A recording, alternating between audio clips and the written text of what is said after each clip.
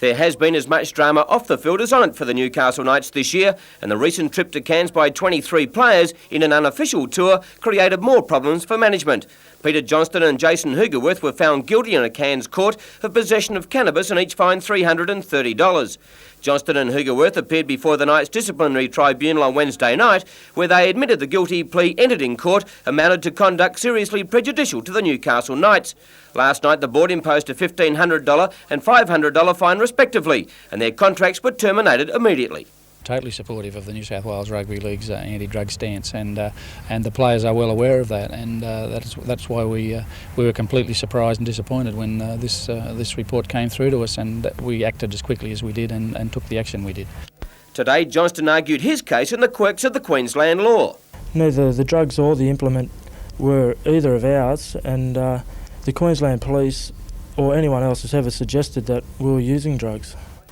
While the rugby league careers of Johnston and Hugerworth lie in tatters, it's expected that other players who were on the trip will also feel the full force of the sword.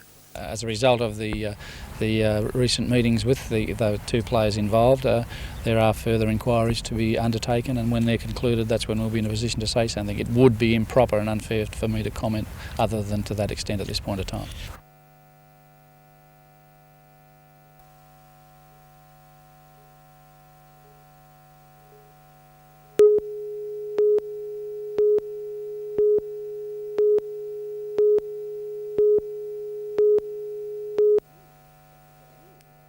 Year, but we've acted in what we thought was the best way throughout the varying circumstances, and as I said previously, I'm disappointed that it's culminated in an off-season situation such as this, and I think it's fair enough to say that when this is totally concluded that we should have no further problems.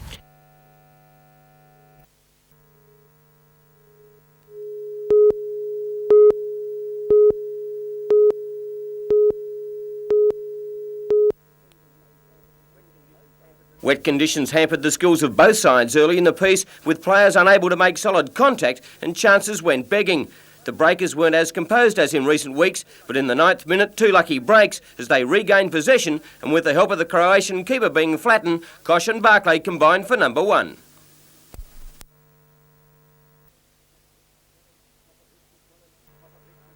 Popovic was one of 6 yellow cards for the night in a fiercely fought affair. Up front for Sydney, Lamont was dangerous, and in the 15th minute, Krislovic made it 1-1. Petkovic and Rikoy continued to pile on the pressure with a couple of shots just wide of the mark, while Hedl, when able, also stretched the Croatian defence. Petkovic had another shot blocked on the line, and just before the break, Meredith's cross was cleared away after a good build-up. The second half belonged mostly to the Breakers, Popovic unlucky not to score an own goal and give the Breakers the lead. Then drama. Bosnich was dismissed for a professional foul on Barclay a foot outside the penalty area, and on 3 separate occasions the Breakers tried in vain to breach the wall. Disaster then for the home side. Sydney's 2 substitutes worked a minor miracle, and Kalita's shot was just out of this world.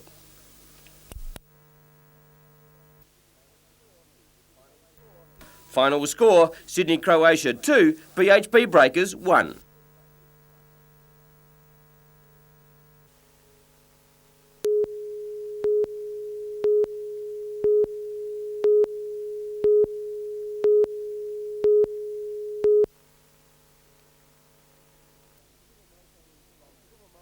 From Kumamoto in Japan to Newcastle is a long way, but the founder, son of Shitoru Karate, Tsuyoshi Shitoshi, has made the journey to pave the way for the upcoming World Karate Championships to be held at the Broadmeadow Basketball Stadium in August 1992. Tsuyoshi is here for a week improving the ability of the Hunter Valley martial arts students, which include current world champ Charlene Machin and Australia's chief instructor Brian Hayes. And there's plenty of pressure on the locals. It's not a short-term thing, it's a long-term goal we're looking at, and that's getting ourselves up to international standard, or more of us up to international standard.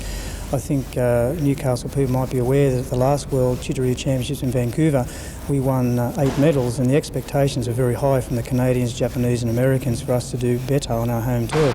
Tsuyoshi Shitoshi glanced over the kata discipline, sparring training, and also senior kumite, or fighting. Along with around 100 Aussies, the overseas list of competitors will be enormous. I'd say there'll be anything from 300 to 500 Japanese, it depends on how well we promote it, 100 to 200 Canadians and about 50 Americans. Now there'll be other smaller contingents from other countries like Scotland, Malaysia, Ireland, some African countries, but they're the main contingents.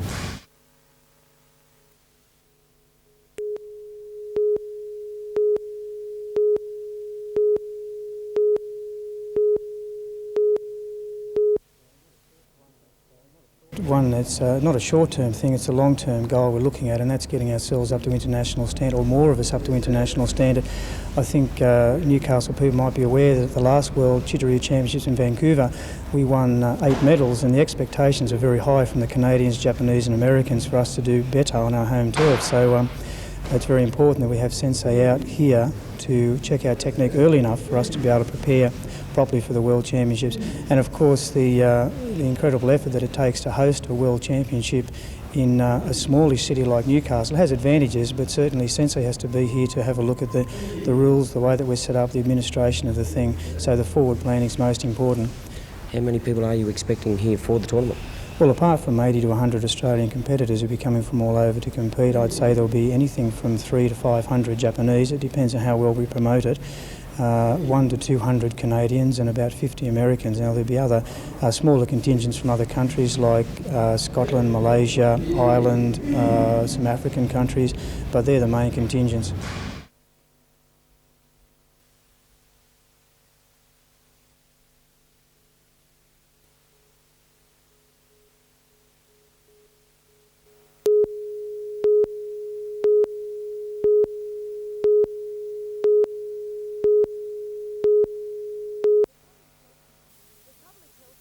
The Public Health Unit originally tested 140 children aged between 1 and 4 from the Bullaroo and Argenton areas. 13 of those were found to have levels of lead in their blood above the Australian safety standard. Most of those children lived close to the Pasminco metal sulphide plant.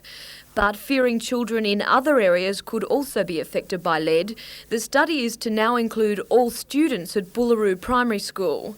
According to Dr John Stevenson, that should then give the Public Health Unit some idea of the extent of lead contamination in Lake Macquarie. It is possible that all children aged between 1 and 12 from Argenton and Spears Point may also be tested in the future.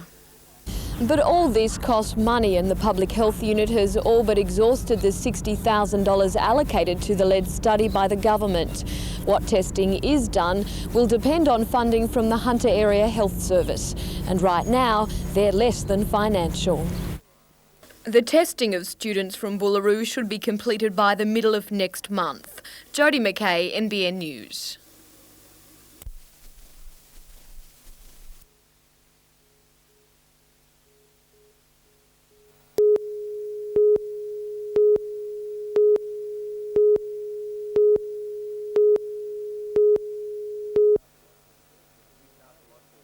Newcastle lost their first wicket when Daly plated a lifting ball off Jones outside the off stump, and Atkinson did the rest to have the locals 1 for 11.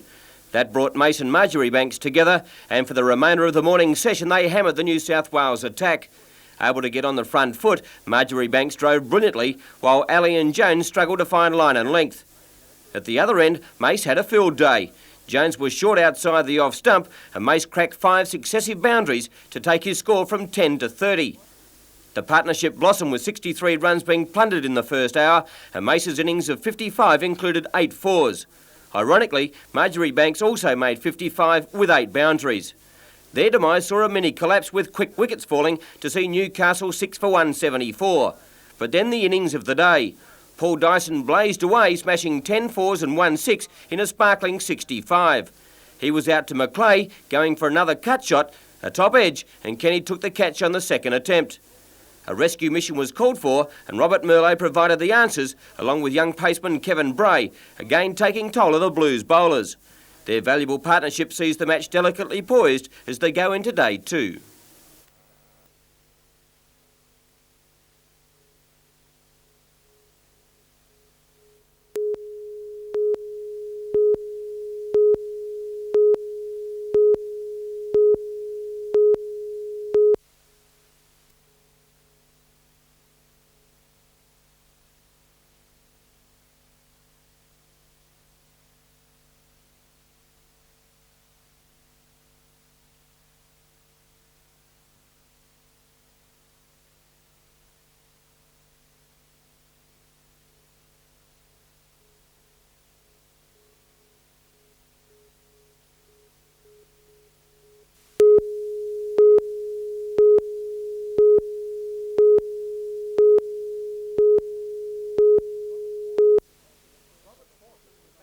Robert Fawcett was left in the care of a 14-year-old friend of the family while his mother went shopping. When she returned, both were nowhere to be found. A weekend search of likely haunts proved fruitless, but today the teenager sought help from a refuge at Mayfield. Youth workers at the Hunter Mission in Maitland Road became suspicious when the teenager's story about the child didn't add up. Quite healthy, and for his height, the weight seemed to be quite normal. A little hesitant to respond to her as his mother, as she'd been making claim. We were concerned about that. Steve Gospel of the mission arranged for Robert to be checked out in hospital. The girl who accompanied the child is being interviewed by Mayfield detectives.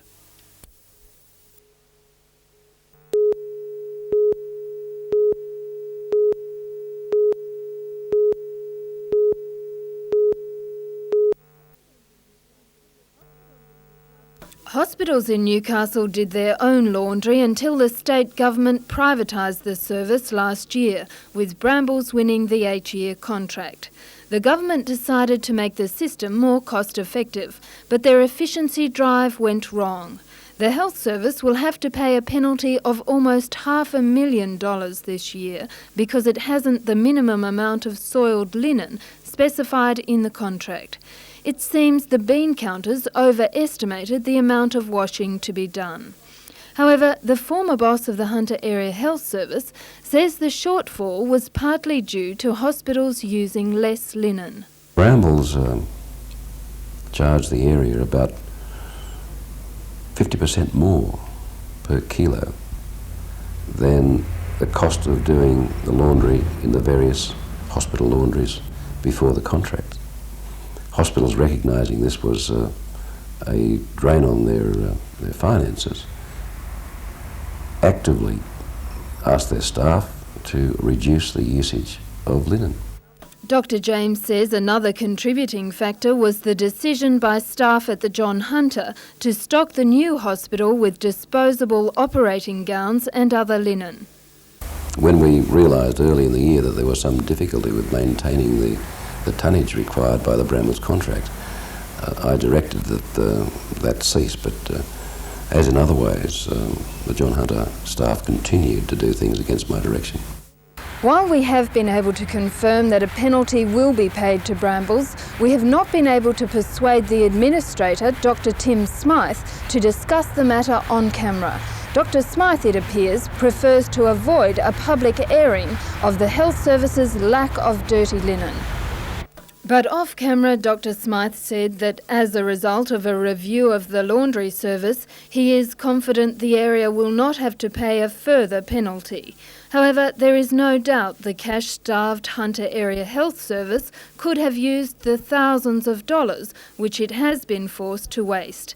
The sum of about $500,000 is the same amount required to run the casualty unit at the Royal Newcastle Hospital, a service which has just been lost in the recent round of efficiency cuts. Jane Anderson, NBN News.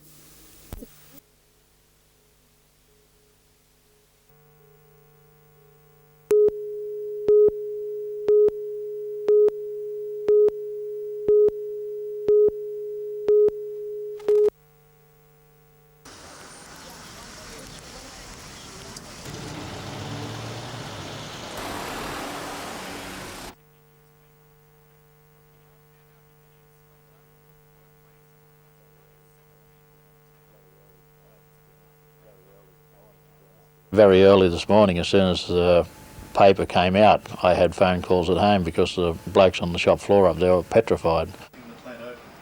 Does it mean job loss? We're confident that... It's completely untrue that Alcan Australia is considering shutting down the Kurri Kurri smelter.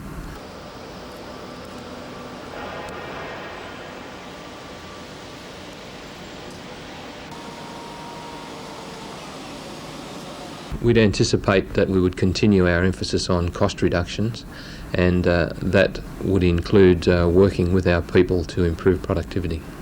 That could probably be the worst case scenario at Kurri Kurri. that they would shed a few more jobs. The people of Curry say there's nothing new about the rumours of the smelter closing, but both the workers and the community say that if the smelter does pack up, this town won't be far behind it. It'll be a ghost town overnight. It'd be devastating for this area because, just about everybody you talk to has got somebody that works out at Alcan. We contract for Alcan and have done for the past 15 years, I think. Without them, there's no us. We're finished.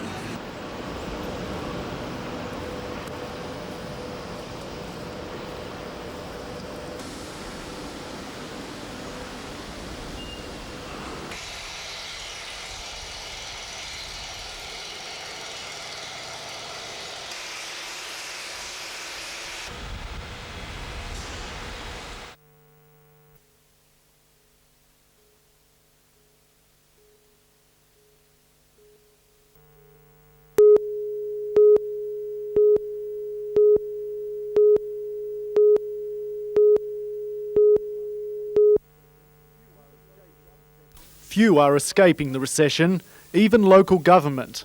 Maitland City Council is operating on a budget of $22 million this year, but that's about to wither. Cutbacks from all sources of revenue, both rating and government grant and loan facilities, have meant that our budget next year will be under $20 million. To balance its books, the council is meeting next week to consider cutting services. It's simply a matter that you can't spend money that you don't have. Alderman Dunkley says services such as parks maintenance can be trimmed. We may have to cut a few of the services that soak up money like a sponge, like some of the passive recreation areas that were mowed 4 times a year. We might only need or have to do them twice a year. While Maitland City Council is examining its budget and every aspect of its operations, the Mayor says there will be no sackings. We will maybe get to a point sometime later next year where we may offer redundancy packages where they are advisable and where people have the opportunity to move on. But there will be no wholesale sacking.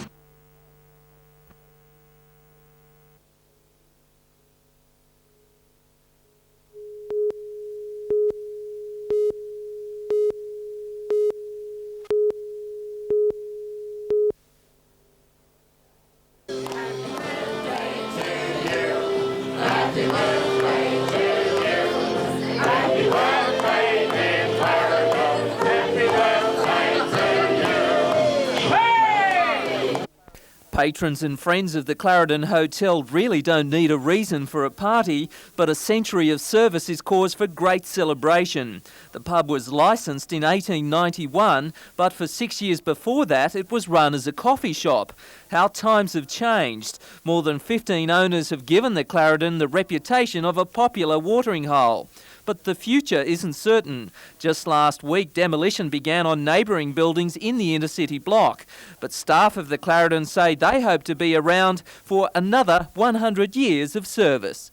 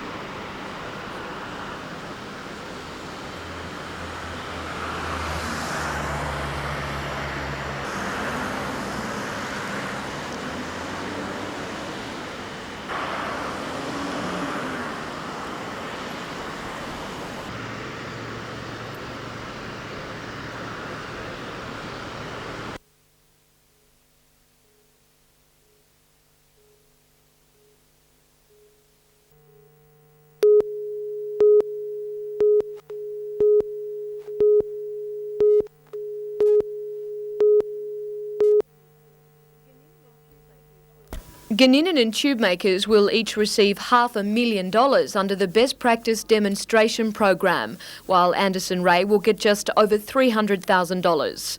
The Hunter companies are among 19 industries chosen by the federal government for their successful implementation of workplace reform.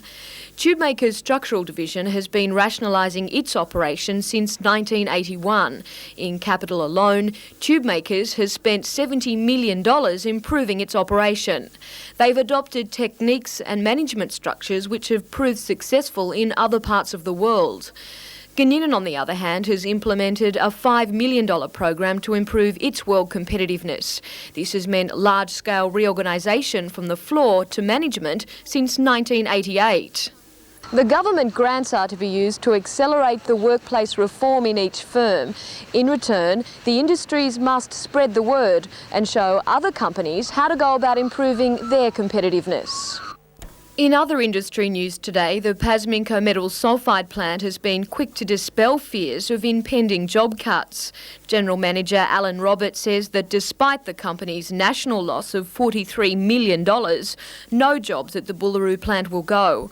However, he says that will be reviewed if metal prices don't improve by the middle of next year. Jodie McKay, NBN News.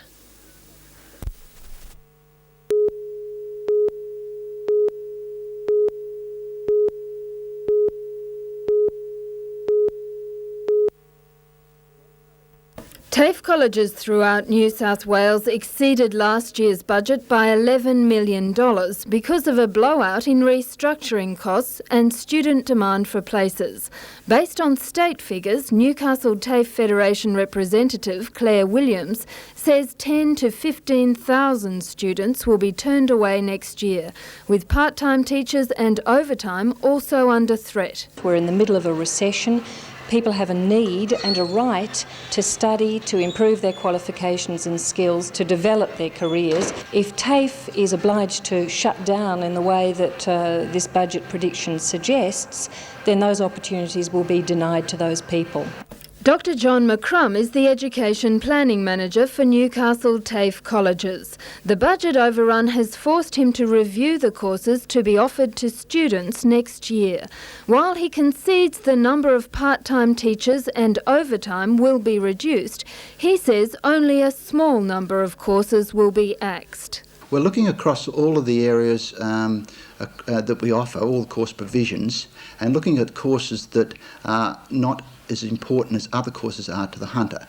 Dr McCrum says Newcastle colleges have begun rationalising their services. He doesn't want TAFE to follow the Hunter Area Health Service. Jane Anderson, NBN News.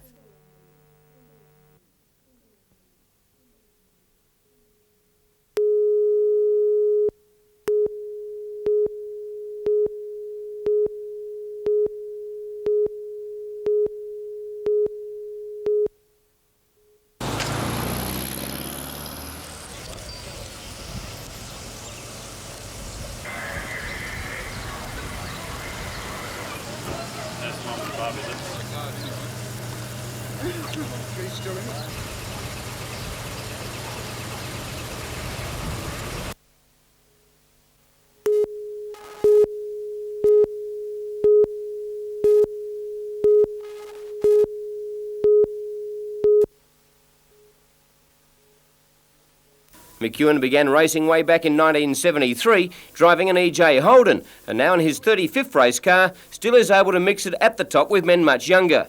McEwen and his brand new Camaro will be a handful for the opposition, which includes Bob Brewer, making his season debut.